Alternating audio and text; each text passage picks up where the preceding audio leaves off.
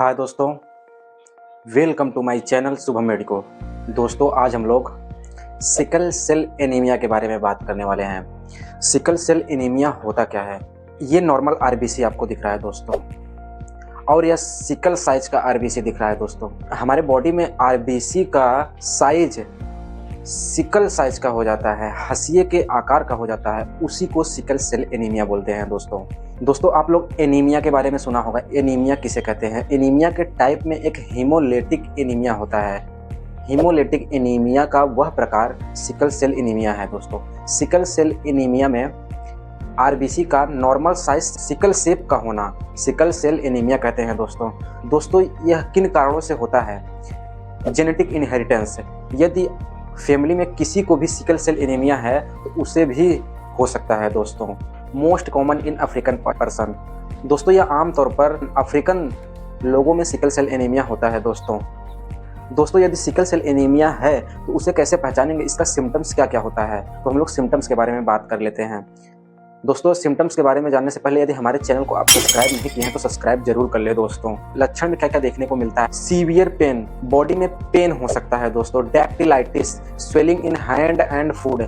दोस्तों, हाथों या पैरों में स्वेलिंग हो सकता है जिसे बोलते हैं डैक्टिलाइटिस।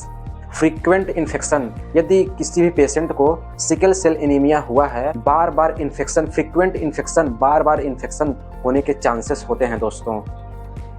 विजन इशू, देखने में कठिनाई हो सकता है, स्पष्ट आपको दिखाई नहीं देगा। कोई भी वस्तु अगर देख रहे हैं तो स्पष्ट दिखने में कठिनाई हो सकता है। गाल स्टोन्स एंड जॉन्डिस, पित्त की थैली में पत्थरी भी हो सकती है दोस्तों, यदि सिकल सेल एनीमिया से पीड़ित है कोई। जॉन्डिस, पीलिया भी हो सकता है। जनरल एनीमिया सिम्टम्स मिल सकता है। जनरल एनीमिया सिम्टम्स में जैसे फैटिक, थकान होना, पैलोर, स्किन का पीलापन होना, ट्रैकीकार्डिया हो सकता है दोस्तों।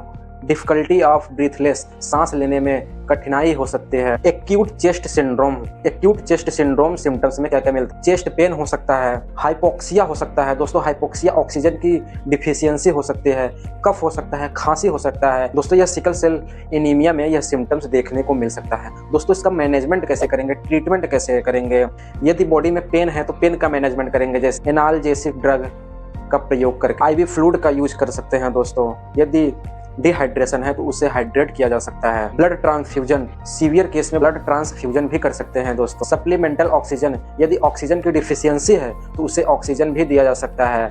बार बार यदि इन्फेक्शन हो रहा है तो उसे एंटीबायोटिक भी दे सकते हैं। ऐसे ही नोट्स वीडियो पाने के लिए हमारे चैनल को लाइक शेयर सब्सक्राइब जरूर करें दोस्तों। धन्यवाद।